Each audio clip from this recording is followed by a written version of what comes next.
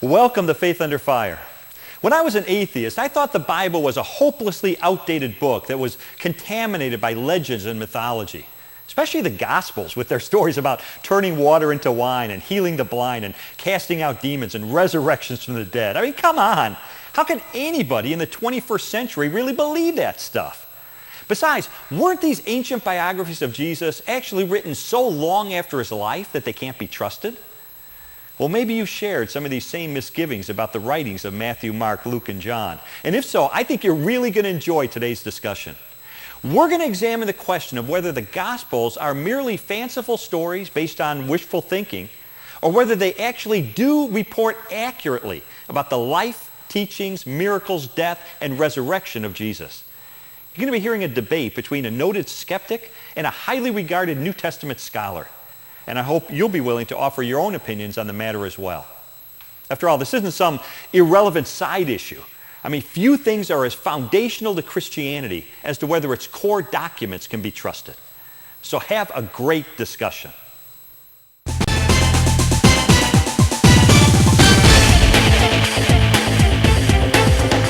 Hi, I'm Lee Strobel. Welcome to Faith Under Fire. The Gospels of Matthew, Mark, Luke, and John purport to tell the story of Jesus, including his miracles, claims to divinity, and resurrection from the dead. Christians have based their faith on these New Testament books for 2,000 years. But are they really reliable? Or are they fatally flawed documents that only report what people wish were true? Joining me to debate the trustworthiness of the Gospels is Dr. Michael Shermer, founding publisher of Skeptic Magazine, author of several books, including How We Believe, Science, Skepticism, and the Search for God. And here's Dr. Ben Witherington III, a New Testament scholar at Asbury Seminary. He's authored 22 books and commentaries, including the award-winning book, The Jesus Quest. Michael, let's begin with you. Why do you think the Gospels lack credibility? In my opinion, the Gospels are a type of what we call typological fiction, or what I call myth history. They're myths, stories with a purpose. In the first century A.D., Christians invented two types of books, two new books. They invented the New Testament that begins with the canonical Gospels, Matthew, Mark, Luke, and John. If you're going to have a New Testament, you have to have an Old Testament. So the first century Christians reinvented the Hebrew Bible and called it the Old Testament. What the New Testament is really is supposedly the fulfillment of prophecy from the Old Testament. So the Gospel writers were writing against something, like any author, editor, commentator, opinion editorial writer, and so on. They're writing in the context of their own culture against something. And when I say against, I mean in the context of something, in this case, the Old Testament. So the idea of the Messiah coming and dying for your sins and resurrecting and so on is a very old story. And it's not just a Hebrew story as in the Old Testament, but it goes back to Babylonians and Egyptians and Greeks and Romans. All right, Ben, what's your response to that? You studied this your whole life. Well, I would have to say that I couldn't disagree more with what he just said. What we actually have in the Gospels is we have three ancient biographies and we have one historical monograph, Luke Acts. Truth of the matter is that these documents don't bear any resemblance to ancient Greek mythology or Roman mythology for that matter. And even if we were to look at Greek and Roman mythology, they say absolutely nothing about a dying and rising deity. That's a complete myth itself. Furthermore, these Gospels were all written within the lifetime of either the eyewitnesses or those who had contact with the eyewitnesses. And so the gestation period required to create what he would call myth history simply isn't there. We had the check of the early community. Early Jews were not in any case a myth-making people. Occasionally they would use mythological images, but they were a people who were grounded in events that happened to them, and they believed that God had intervened in their life in the Exodus, Sinai events, and various other events. They were not a myth-making people. All of the writers of the New Testament were Jews, with the possible exception of Luke, and they all followed in the historical salvation sort of style of writing history. Okay. Michael, what's your response to that? I think we can start with the extra biblical sources. You can't just use the Bible to prove itself. It would be nice if you wanted to do something other than make a leap of faith to have extra biblical sources, and there's only a handful, 4. And all of them simply make reference to Christos, or the Christians based on Christus, which is just a word for Messiah. It just means the Messiah has come. Ben, how necessary is it to have evidence outside the Bible to confirm it, or do you believe that the documents that make up the New Testament of the Bible themselves are trustworthy? Well, first of all, let's talk about those sources that he's referring to. He's talking about Tacitus, Suetonius, Josephus, I'm assuming. Right. And those sources make perfectly clear that this Christus, they're using it as a name, not as a title.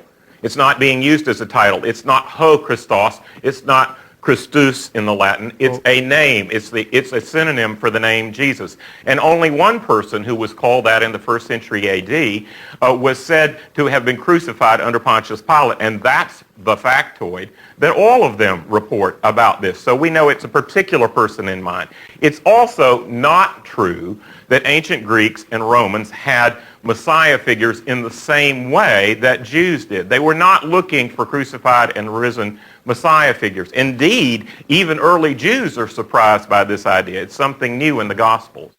Michael, let me ask you this. The writing of the Gospels, the date in which they were written, Ben made the assertion that they were written within the lifetimes of eyewitnesses who would have served as a corrective. What do you believe about that? Mark is 65 to 70, and Matthew and Luke come after Mark and are clearly based on the writings of Mark. And Jesus would have been put to death in 30 or 33. That's right. To So give a time they're 3 to 4 decades after the fact. There's got to be some leakage of error. It's not that oral traditions are completely wrong when they're passed along, but errors do creep in. So I think it's a mistake to take them as historical fact. We have to understand that the Bible is a work of mythic fiction, not in a negative sense, but as a story. Well, let me jump in here and get Ben's opinion on your assertion that these Gospels were written that much later. Do you agree with that, Ben, or do you think they're earlier to the scene? Actually, I do agree with that. I think his dating is probably correct. I think the Gospel of John was the last of the 4 to be written. But what you're not really conjuring with is the fact that we're dealing with documents written within the Jewish tradition. And they took sacred tradition very, very seriously indeed. And I mean, we have sayings, for example, in the Mishnah that says, to what shall we liken a disciple? He's like a cistern that loses not a single drop. That is, rote memorization of traditions was the basis of passing on Jewish traditions, and that's how these traditions were passed on. I think it's interesting, for example, that Old Testament prophecy says that Jesus, the Messiah, was supposed to come from Bethlehem. And so right off the bat, you see in the Gospels this kind of conflicting tension between where Jesus was born. Was it Bethlehem or was it Nazareth? He's called Jesus of Nazareth, but one of the Gospels says he was from Bethlehem. Well, none of the Gospels say Jesus was born in Nazareth. Not a single one. Matthew and Luke both are perfectly clear that he was born in Bethlehem. John says nothing about where Jesus was born. That only leaves Mark. And Mark doesn't have a birth story either. So the truth of the matter is that the only 2 Gospels that pontificate on where Jesus was born both say he was born in Bethlehem. Now, yes, of course, Jesus was raised in Nazareth. No Gospel disagrees with that fact either. It's simply a myth to say that some Gospel is claiming that Jesus was born in Nazareth. No Gospel claims that. For years, I was a skeptic about the Bible, not because I'd thoroughly studied it and concluded it was unreliable, but because I'd heard enough snippets of criticism through the years to poison my view of the book. It wasn't until I analyzed the Bible thoroughly that I concluded it must have a divine origin.